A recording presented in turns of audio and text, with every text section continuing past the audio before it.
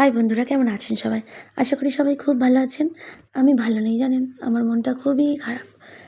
কেন খারাপ সেটা পরে বলছি। আগে একটা কথা বলি, আজকে না আমি ডুয়েল ক্যামেরায় ভিডিও বানাচ্ছি। তার কারণ একজন আমাকে কমেন্ট করেছিল, তুমি যে ভিডিও করো সেটা তো বোঝাই যায় না, তুমি যে রান্না করো সেটা তো বুঝতেই পারি না।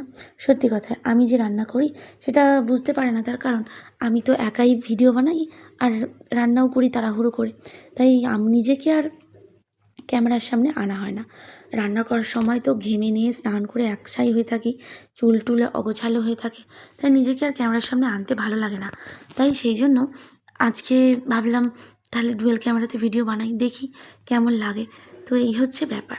তবে আমাকে একদম বিচ্ছিরি লাগছে, চুল টুল অগোছালো হয়ে আছে, তাই ভালো লাগছে না, কিন্তু কিছু করার নেই, ভিডিও তো বানাতেই হবে, তাই না?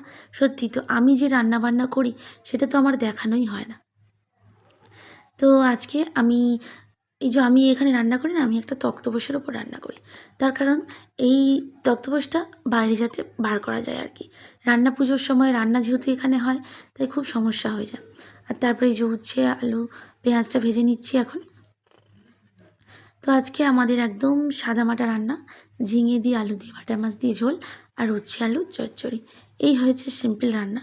যেহেতু কালকেই আবার রিচ খাওয়া হবে, তাই আজকে একদম সাধারণ রান্নাবান্না। আর এই যে এগুলো খেয়েই তো আমি বেঁচে আছি, এগুলো না খেলে তো আমার চলবেই না, এমনই পরিস্থিতি। তো ছেলে খালি বলছে ফোন দাও করে যাচ্ছে, তাই ওর ওপর রেগে যাচ্ছি। ওকে খাইয়ে দিয়েছি, দিয়ে এবার আমি খাবো। ও বাবু খালি বলে যাচ্ছে আমাকে ফোন দেখতে দাও, ফোন দেখতে দাও, এইটাই খালি বলে চলেছে। তো তাই মুখের এক্সপ্রেশান তো অন্যরকম হয়ে যাচ্ছে, এক এক সময় ওর ওপর রেগে যাচ্ছি, যেহেতু অন্যায় করছে তো তাই। তো খেতে খেতে না একটা কথা বলতে খুব ইচ্ছা হচ্ছে জানেন, কিসের বৃদ্ধাশ্রম ভাই? বিয়ের পর একটা মেয়ে যেভাবে শ্বশুর শাশুড়ি স্বামী ননদের অত্যাচার সহ্য করে, যদি একটা বউ আশ্রম থাকতো, দেখতেন কত বউয়েরা সেখানে গিয়ে নির্দ্বিধায় থাকতে পারত। আমার মনে হয় বৃদ্ধাশ্রমের পাশাপাশি বউ আশ্রম করাটাও খুব প্রয়োজন।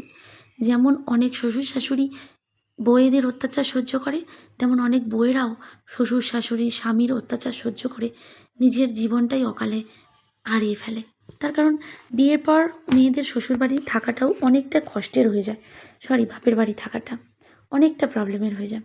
সব মেয়েরা তো বাপের বাড়ি গিয়ে থাকতে পারে না, তাই একটা বউ আশ্রম থাকাটাও খুব প্রয়োজন। আর যা গরম পড়েছে না, আমার তো খেতে ভালোই লাগছে না, তাই কি আর করব, যা হোক করে খেতে হচ্ছে। গরমে যেন আমার একদম খাওয়া দাওয়ার রুচিটাই চলে গেছে, একদম খেতে ইচ্ছে করছে না। আমার সঙ্গে কারা একমত?